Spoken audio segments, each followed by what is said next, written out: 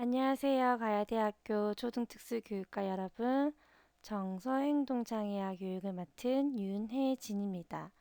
오늘은 정서행동장애에 대한 관련 요인에 대해서 알아보는 시간을 가지도록 하겠습니다.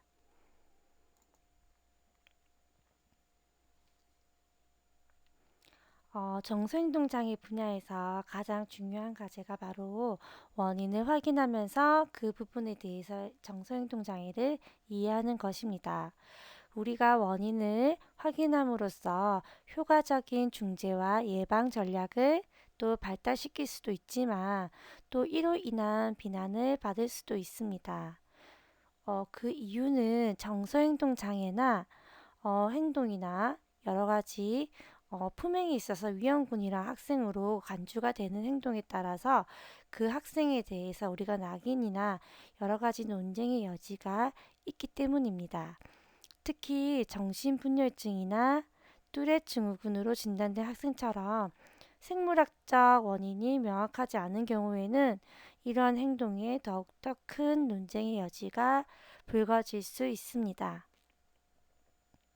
또 전반적으로 행동과 정서 그리고 정서행동장애 학생의 행동이 이게 고의적으로 만들어진 것으로 여겨질 수도 있고 그로 인해서 그들을 처벌하는 것도 당연하게 여겨진다는 것도 이러한 부분에서 발생하는 것입니다. 그래서 우리는 오늘 생물학적 요인과 환경적 요인, 학교 요인, 문화적 요인으로 나눠서 살펴볼 텐데요. 이번 1교시에서는 생물학적 요인을 살펴보도록 하겠습니다.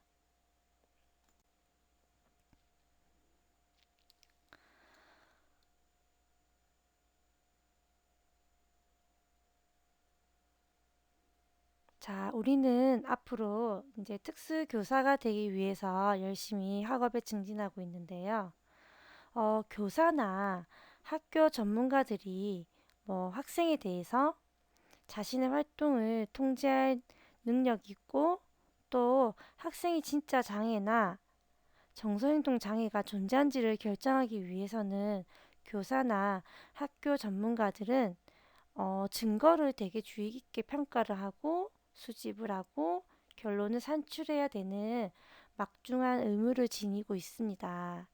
그런데 우리가 앞차시에서 배웠던 개념적 지도 모델들과 함께 정서행동이 주는 요인에 대해서도 정확하게 인지를 하고 있어야지만 이런 학생들에게 진짜 장애인지 또 이 학생에게 정서행동 장애가 존재하는지 그리고 그런 행동에 대한 증거를 객관적으로 모, 모으고 또 우리가 그 장애에 대해서 결정할 수 있는 서류를 만들 수 있는지에 대해서 우리는 되게 중요한 의무를 가지게 되고 또 그렇기 때문에 우리가 정서행동 장애에서 주는 여러 요인에 대해서 정확하게 알고 있어야 합니다. 물론 지금 생물학적 요인이나 환경적 요인, 학교나 사회적인 여러 가지 요인으로 나눠서 살펴보겠지만요. 또 이런 역량들끼리 관련되어 있는 부분이 우리가 배제될 수가 없기 때문에 우리가 생물학적 요인이나 다른 환경적 요인 간에 어떠한 관련성이 있는지도 함께 살펴보도록 하겠습니다.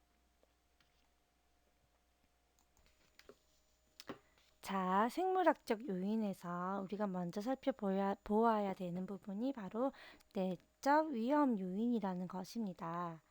내적 위험 요인은 자아를 기술하는 걸로 뜻하고 생리학적이나 심리학적 특성으로 더 분화되어 살펴볼 수가 있습니다. 생리학적 특성은 우리가 중추신경계의 엮이는과 같은 신경계를 포함할 수도 있고요. 또 정신분열증과 같은 유전 요인과 뚜렛과 같은 증후군을 포함을 할 수도 있습니다. 그리고 심리학적 특성에서는 인지적 결핍이나 또 과잉 행동, 집중 문제, 산만, 위험성, 공격성, 그리고 반사회적 행동의 조기 경험이라든지 일탈 태도와 신념도 심리학적 특성 안에 포함이 되고 있습니다. 또 낮은 지능은 빈약한 우리가 문제 해결 기술을 가지고 오게 되고요. 또 낮은 지능으로 인해서 빈약한 우리가 사회성 기술이 많이 부족해지겠죠. 그리고 행동 탈선의 위험성과 관련이 있다라고 보고 있습니다. 또 우리가 중요하게 살펴봐야 될 부분이 도덕적 추론인데요. 도덕적 추론과 같은 낮은 수준의 추상력, 그리고 또 다른 사람의 행동에 대해서 우리가 부적절하게 해석을 한다는 생각 자체에 대한 인지장애는 우리가 청소년기에 문제 행동과 연관이 있다는 것도 지금 여러 가지 연구에 의해서 밝혀져 있고요. 또 많은 연구자들이 반사회적 활동의 조기 경험이 또 어떻게 되죠? 이러한 조기 경험으로 인해서 훗날 반사회적인 행동이 계속 지속되는 경우가 많고 또 이 조기에 나타나는 반사회적 활동이 계속해서 나타날 거라는 강력한 예언이라는 것에도 동의를 하고 있습니다. 이게 우리가 바꿔서 말하면 지금 코로나 때문에 특히나 면역성이 약한 어른이나 아이나 다른 질환을 가지고 있는 사람들은 더욱더 조심을 해야 되는 시점이잖아요. 이렇게 우리가 면역 체계가 떨어지면 그런 숙주에 바이러스에 노출이 더 되기 쉽고 감염이 되기 쉬워서 이런 바이러스 활동이 활발해져서 나에게 몸에 나타나는 것처럼 우리가 생각하는 부적절하고 반사회적인 행동이 일찍 조기에 노출이 되고 나타나게 되면 다른 부정적인 행동 패턴도 쉽게 나타날 수 있다라는 말이 여기에 포함이 되는 것입니다. 자, 그렇다면 우리가 생물학적 위험 요인을 한번 살펴볼 건데요. 유전은 대부분 정서행동 문제에서 관련이 있다라고 보고가 되고 있고요. 이런 관련성은 가족 연구와 쌍생아 연구, 입양 연구에 의해서 많이 확인이 되고 있습니다. 우리 가족 연구를 먼저 한번 살펴보면 어때요? 특정한 특성을 보이는 사람이랑 또 그렇게 동일하거나 유사한 특성을 가지고 있는 가족 구성들 간의 가능성을 우리가 찾아내는 거예요. 이게 유전적 관련성 정도에 따라서 우리가 가게 내에서, 가게 집안이죠. 가족 내의 문제들을 집합화하거나 또는 군집화해서 평가를 할 수 있다는 겁니다. 평균적으로 우리가 유전적 관련성은 이제 1급 친족이라고 해요. 부모, 자녀, 부모, 형제, 자매. 이런 경우가 이제 50%. 2급은 어떻게 되죠? 조부모, 손주, 조카, 이복 형제, 삼촌. 그런 경우는 몇 프로일까요? 25%예요. 그리고 3급 친조는 증조 부모님, 증손주, 사촌 이런 부분에는 보통 확률이 12.5%라고 얘기를 해요. 그래서 만일 가족에 유전적인 영향이 있다면 이러한 퍼센테이지나 부분에 조금 유사하게 유전적으로 가족 구성들에게 동일하거나 관련된 문제를 나타낼 가능성이 크다라고 보고가 되고 있다는 거죠. 쌍생아 연구 같은 경우에는 일란성 쌍생아와 이란성 쌍생아를 비교를 하면서 살펴볼 수가 있습니다. 일란성 쌍생아는 동일한 유전자를 가지고 있고 아무래도 이란성 쌍생아는 다른 일란성보다는 50%만 같은 유전자를 구성을 하고 있기 때문에 이란성 쌍생아보다는 일란성 쌍생아가 두 명이 동시에 같은 장애를 보이는 비율이 더 높다라고. 그리고 그렇게 일란성 쌍생아가 만약에 두 명이 같이 장애를 보이게 되면 이러한 부분에서 유전적 영향을 가지고 있다라고 보고를 하고 있는 거죠. 입양아 같은 경우에는 아무런 문제가 연고나 생물학적 요인이 없어 보이죠. 그렇죠.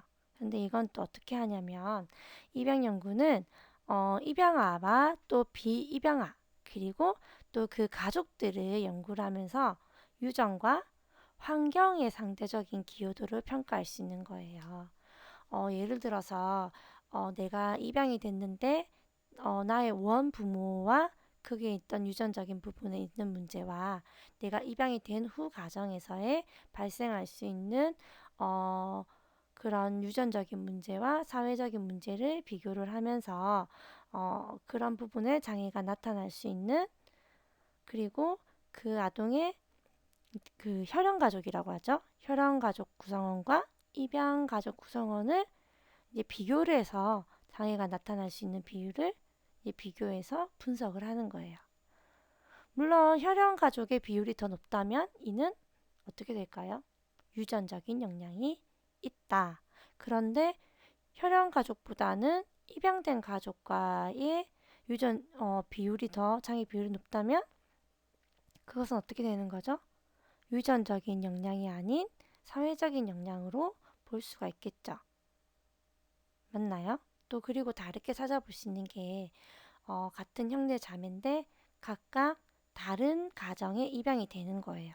그렇다면 아이들이 같은 유전을 가지고 있지만 환경이 달라졌잖아요. 그죠?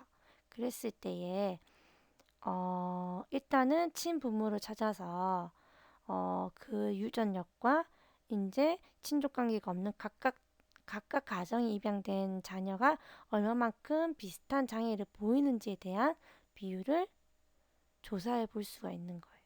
그래서 또 사회적인 영향인지 유전적인 영향인지를 우리가 찾아서 평가를 할 수 있는 것입니다. 그렇다면 유전적인 영향은 어떨까요? 어떻게 우리가 바라보면 될까요? 우리가 부모로부터 신체적인 특성만 물려받는 게 아니라 이러한 정신적이나 행동을 할 수 있는 우리가 행동 특성을 보일 소인, 말 그대로 기질도 같이 물려받는데 이는 유전적인 영향이 정서행동 장애의 위험 요인이 될 수 있다라는 말을 의미하고 있습니다. 유전이 행동상의 개인차에 미치는 영향에 대한 관한 연구는 우리가 행동유전학이라고 말을 하는데요.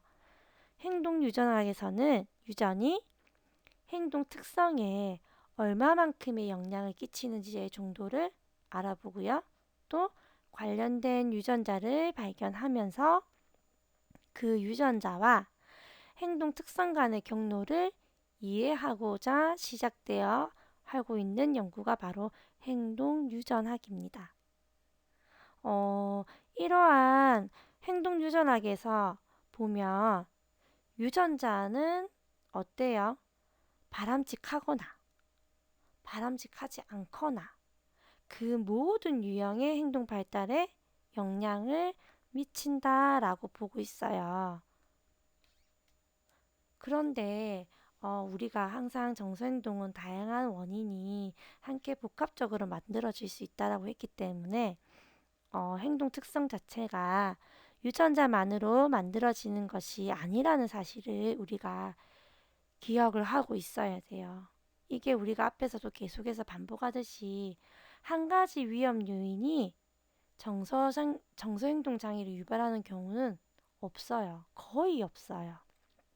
거의 없고 우리가 이런 생물학적 위험 요인과 뭐 심리적, 사회적 위험 요인이 계속해서 상호작용하면서 서로를 변화시키기 때문에 우리가 이거는 100% 생물학적 요인이다라고 표현을 하는 데는 조금 어려움이 있기 때문에 이런 보호 요인이 우리가 이제 유전에 의해서 이런 행동이 나타날 수도 있고 또 그렇기 때문에 다른 어떤 행동적인 부분으로 수정을 하거나 그러한 역할을 할 수 있다라고도 보아야 된다는 거죠. 그래서 우리가 유전의 영향을 살펴보는 거는 크게 두 가지로 나눠서 볼 수가 있어요. 어떻게요? 집적 연구와 간접 연구인데요. 말 그대로 직접 연구는 정서행동 장애와 같은 특정 인간 특성에 우리가 그 개개인의 유전자가 미치는 영향을 관찰하는 거예요. 그리고 간접 연구는 특정 인간 특성에 우리가 유전이 얼마나 미치는지, 영향이 어느 정도인지를 추정하기 위해서 우리가 선정된 집단을 그렇게 조사하는 방법으로 나눠서 볼 수가 있습니다.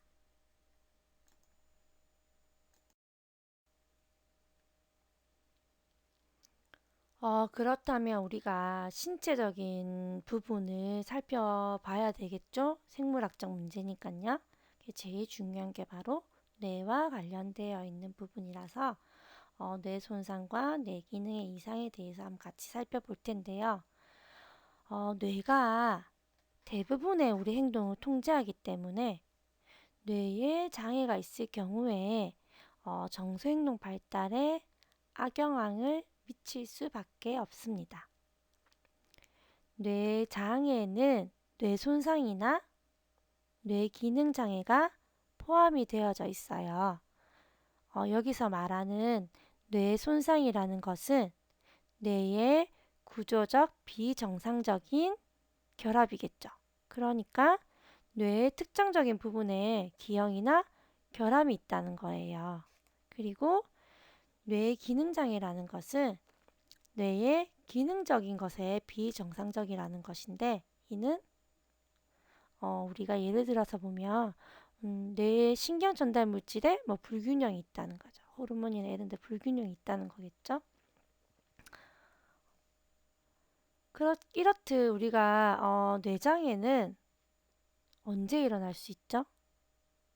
출생 전, 엄마가 임신을 해 있는 동안, 출생 시, 이제 엄마가 아이를 출산하는 시, 그리고 출산 후 여러 가지 다양한 신체적 환경에 의해서 생길 수가 있는 게 바로 뇌장애입니다. 예를 들어 볼까요? 그럼 출생 전이라고 하면 산모의 영양 결핍. 이제 임신 중에 살이 너무 많이 찌는 걸 두려워하는 엄마들이 있어요. 저는 임신을 하고 나서 이제 평생 해오던 다이어트를 쉴 수 있다는 기쁨에 하루에 5끼씩 밥을 먹었거든요. 시간이 너무 없는 거예요. 삼시세끼 밥을 먹고 하루에 2끼를 더 먹고 싶은데 시간이 없어서 자다가 새벽 3시에 일어나서 밥을 먹고 다시 자고 이렇게 제가 밥을 먹었어요. 물론 그 영향으로 몸무게는 한 25kg 정도를 한 25kg에 30kg 정도의 증가를 보이고 또 아이 또한 아주 우량우량하게 뱃속에서 이제 키워서 제가 물론 낳는다고 너무 힘들었겠죠. 낳는 게 있었는데 문제는 출산 후가 힘들었다는 거죠. 출산하고 나서 그 몸무게를 돌리기 위한 그러면서 또 결심을 하는 거죠. 아, 내가 다시 임신할 때는 이렇게 먹으면 안 된다. 요즘에 많은 산모들이 임신을 했을 때도 다이어트를 한다고 해요. 근데 이런 부분이 아이에게는 되게 위험한 행동이거든요.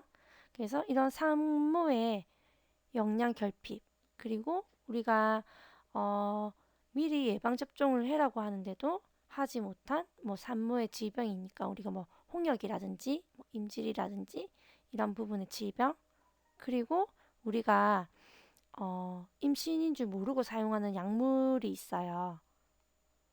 모르고도 사용할 수 있겠죠. 임신 초기에 뇌가 많이 만들어진 이 시기에 내가 임신인 줄 몰라서 사용했던 뭐 약물, 그리고 음주, 알코올, 담배, 뭐 코카인이나 이런 헤로인 등을 사용했을 경우, 그리고 우리가 엑스레이 촬영 같이 뭐 방사선이나 환경 오염 물질인 뭐 납이나 수은 등을 이제 뭐 노출이 된다는 거에 우리가 출산 전에 발생할 수 있는 뇌손상이고요.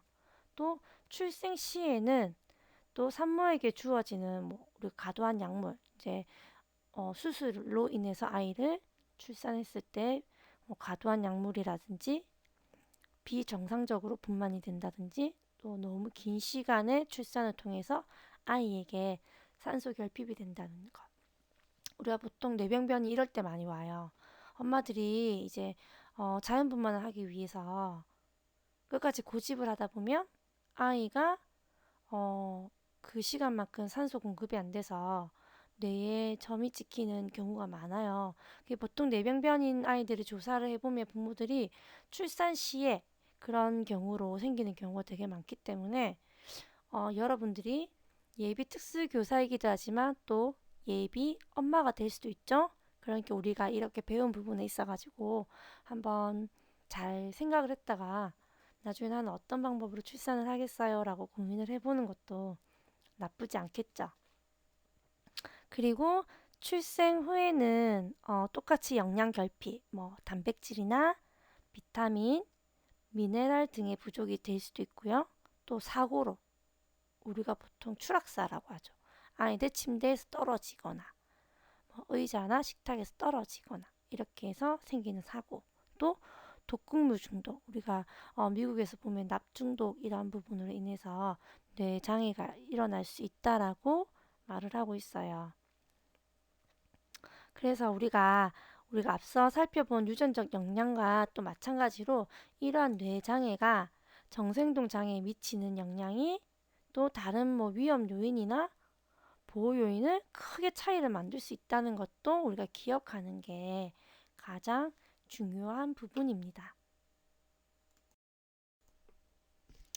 자, 그러면 기질이라는 것을 볼 건데요. 기질이 무엇일까요?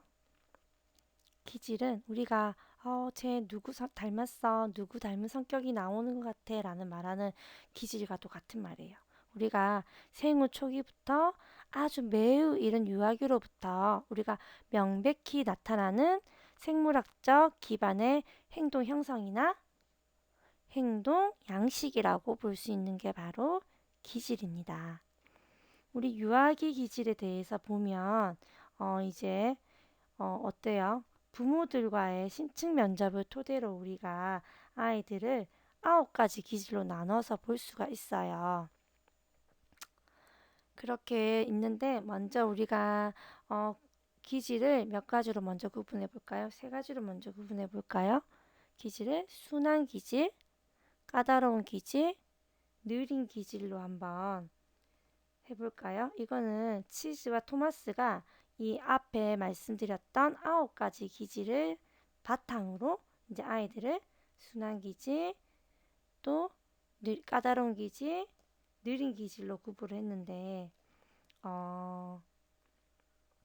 순한 기질은 40%, 느린 기질은 15%, 그리고 까다로운 기질은 10%의 유아로 이제 구분해서 하고, 그럼 나머지는 어디 갔나요? 35% 어디 갔죠? 그냥 어느 유형에도 포함되지 않는 아주 평범한 아이라는 거겠죠? 그죠? 그런데 이제 이런 기질로 나눠서 살펴볼 수가 있습니다. 그러면 우리가 여기서 그 각 기질별로 한번 나눠서 볼 텐데요. 순한 유아는 어때요? 전반적으로 되게 긍정적인 기분을 많이 보여요. 그리고 생물학적인 기능이 뭐 수면이나 섭식 이런 부분에서 되게 규칙적이고, 또 새로운 자극이나 상황에 쉽게 적응을 하는 아이입니다. 또 느린 유아는 좀 낮은 활동 수준을 보이고, 또 다소 부정적이고 새로운 자극이나 상황에 느리지만 결국은 어때요? 적응을 하는 거예요. 그런데 까다로운 유아는 부정적인 기분을 되게 자주 보이고, 우리 생물학적 기능이 뭐 수면이나 섭식 등이 되게 불규칙적이고, 또 새로운 자극에 대해서 격렬한 부정적인 반응을 보이고 새로운 상황에 잘 적응하지 못하는 거예요. 그래서 이 3가지 유형 중에 까다로운 기질이 바로 정서행동 장애를 보일 가능성이 높다라고 알려져 있어요.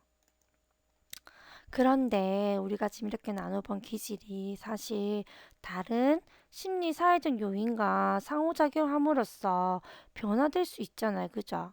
그런데 이게 우리가 되게 생후 초기의 행동 양식으로 아이를 기초로 해서 이렇게 기질을 나눠서 하게 되면 이런 아이의 경험이나 양육 환경에서 어떻게 해요?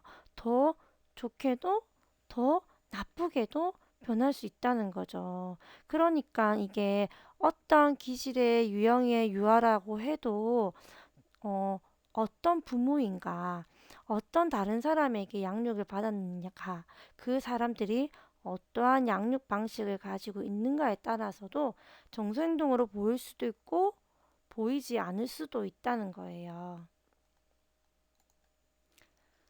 그래서 그 후속으로 나와 있는 뭐 연구를 보게 되면 이러한 세 가지 유형으로 상당수의 유아가 포함되지 않는다라는 연구가 많이 나오기 때문에 다시 우리가 부모의 이제 여러 가지 보고와 면담을 통해서 다시 측정을 해서 어때요? 어, 9가지 차원의 다른 부분의 기질을 또 발견할 수 있기 때문에 이제 계속 후속에서는 이런 기질의 차원을 계속 재정립하려는 노력이 계속해서 나오고 있고요. 또 그로 인해서 이제는 9가지의 3가지 기질이 아닌 다양한 분류법도 제시가 되고 있습니다. 그렇다면 우리가 그렇게 다양한 방법 중에서 하나를 제가 살펴보면 어때요? 기질의 차원보다는 우리가 특정 기질적 차이에 되게 포커스를 맞추기도 한다는 거예요. 예를 들어서 어, 김태희는 친숙하지 않은 사람이나 상황에 대해 위축되는 경향인 어때요? 행동 억제에 관심을 두고 있다. 그럼 어때요?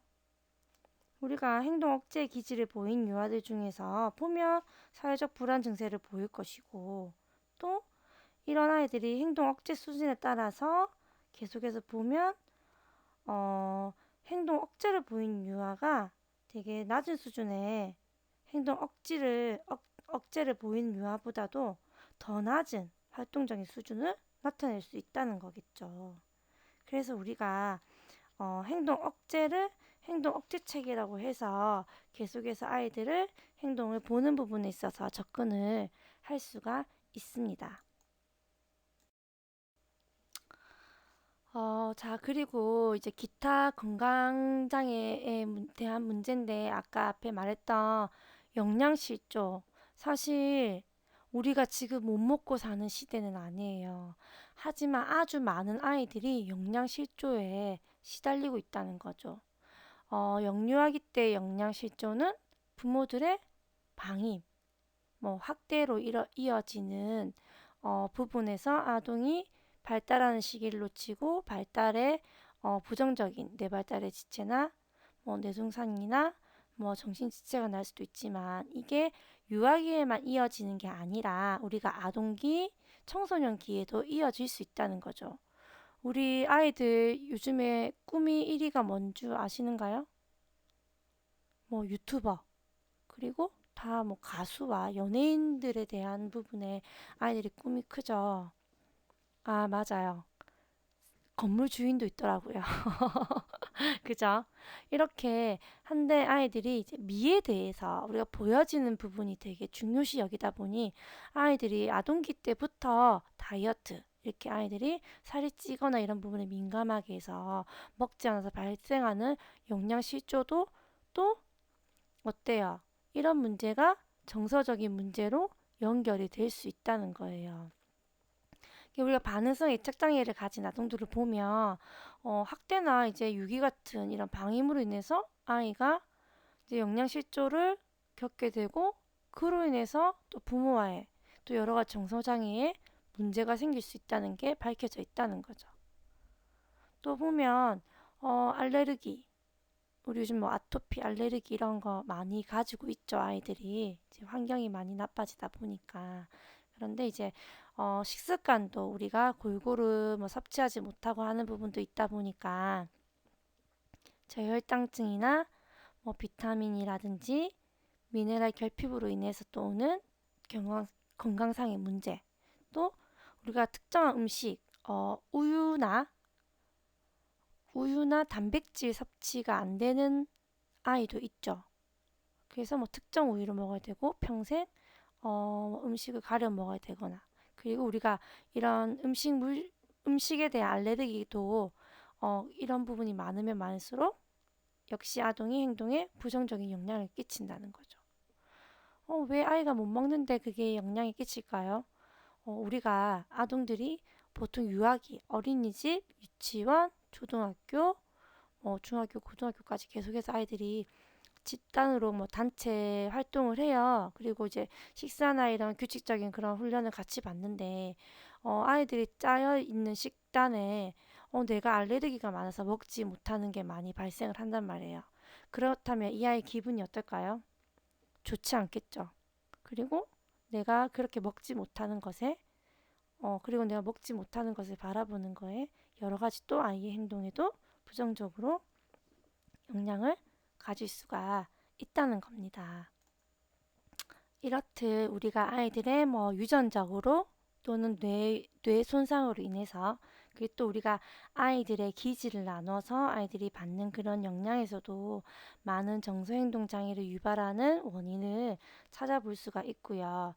또 이게 하나의 독립적으로 요인을 찾지 않고 여러 가지가 복합적으로 되어 있기 때문에 우리가 여러 가지 같은 유전적인 영향 안에서도 우리가 여러 가지 원인을 함께 찾을 수 있다는 것을 여러분들이 기억해야 됩니다.